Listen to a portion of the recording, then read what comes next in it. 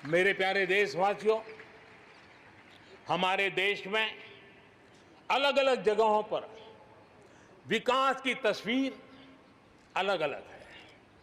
कुछ क्षेत्र बहुत आगे हैं, कुछ क्षेत्र बहुत पीछे हैं।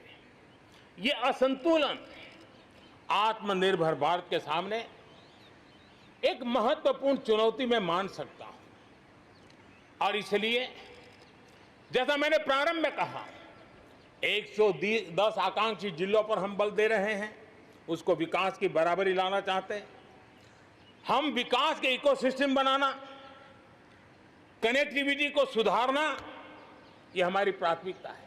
अब आप देखें, हिंदुस्तान का पश्चिमी भाग और हिंदुस्तान को मध्य से देखिए, हिंदुस्तान का पूर्वी भाग, पूर्वी उत्तर प्रदेश हो, बिहार हो, बंगाल हो, नॉर्थ ही हो, उड़ीसा हो, ये सारे हमारे क्षेत्र अपार संपदा है, प्राकृतिक संपदा के भंडार है।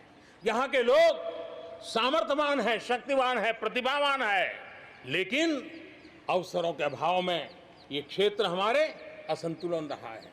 और इसलिए हमने अनेक नए कदम उठाए। ईस्टर्न डेडिकेटेड फ्रेट कॉरिडोर हो, पूर्व में गैस पाइपलाइन से जोड़ने की बात हो, नए रोड रेल का इंफ्रास्ट्रक्चर खड़ा करना हो, वहाँ नए पोर्ट बनाने हो, यानी एक प्रकार से पूरा डेवलपमेंट के लिए जो इंफ्रास्ट्रक्चर का खाका होना चाहिए, बड़ा होलिस्टिक तरीके से विकसित हम कर रहे हैं, ताकि हमारे क्षेत्र भी विकास की दिशा में। उसी प्रकार से लेह लद्दाख, करगिल, जम्मू कश्मीर, एक क्षेत्र, एक प्रकार से इस क्षेत्र को 1 वर्ष पूर्व 370 से आजादी मिल चुकी है। 1 साल पूरा हो चुका है। ये 1 साल जम्मू कश्मीर के एक नई विकास यात्रा का बड़ा महत्वपूर्ण पड़ाव है।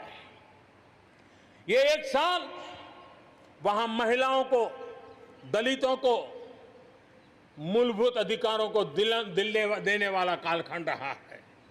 ये हमारे शरणार्थियों को गरिमापूर्ण जीवन का भी 1 साल रहा है। विकास का लाभ गांव और गरीब तक पहुंचाने के लिए बैक टू विलेजेस जैसे विशेष अभियान चलाए जा रहे हैं। आयुष्मान योजना को बेहतरीन तरीके से आज जम्मू कश्मीर, लद्दाख के क्षेत्र में उपयोग किया जा रहा है। मेरे प्यारे देशवासियों, लोकतंत्र की मजबूती, लोकतंत्र की सच्ची ताकत हमारी चुनी हुई स्थानीय इकाइयों में है। हम सभी के लिए गर्व की बात है कि जम्मू कश्मीर में स्थानीय इकाइयों के जनप्रतिनिधि सक्रियता और संवेदनशीलता के साथ विकास के नए युग को आगे बढ़ा रहे हैं।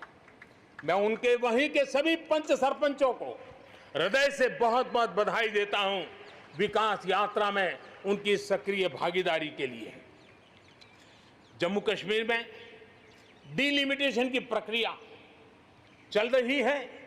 सुप्रीम कोर्ट के निवृत्त न्यायमूर्ति के नेतृत्व में डिलिमिटेशन का काम चल रहा है और जल्दी से डिलिमिटेशन का काम पूरा होते ही भविष्य में वहां चुनाव हो, जम्मू कश्मीर के एमएलए हो, जम्मू कश्मीर के मंत्रीगण हो, जम्मू कश्मीर के मुख्यमंत्रीगण हो, नई ऊर्जा के साथ विकास के मार्ग पर आगे बढ़े। इसके लिए देश प्रतिबद्ध भी है और प्रयासरत भी है। लद्दाख को केंद्र शासित प्रदेश बना करके बरसों पुरानी जो उनकी मांग थी, उनकी आकांक्षा थी, उस आकांक्षा को हमने पूर्ण करने का, उनको सम्मानित करने का एक बहुत बड़ा काम किया है। हिमालय की ऊंचाइयों में बसा लद्दाख विकास के नए शिखर की ओर आगे बढ़ रहा है।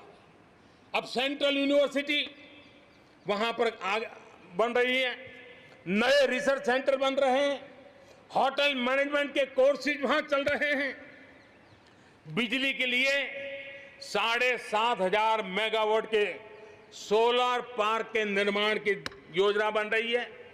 लेकिन मेरे प्यारे देशवासियों, लद्दाख की कई विशेषता है उन विशेषताओं को हमें संभालना भी है, संवारना भी है।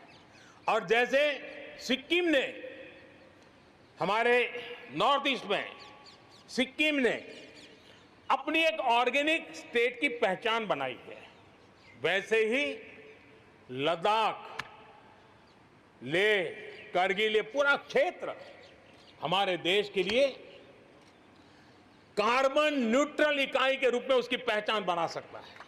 और इसके लिए भारत सरकार वहां के नागरिकों के साथ मिलकर के एक नमूना रूप, प्रेरणा रूप कार्बन न्यूट्रल और वो भी विकास का मॉडल, वहां की आवश्यकताओं की पूर्ति वाला मॉडल, उस दिशा में हम आगे बढ़ रहे हैं।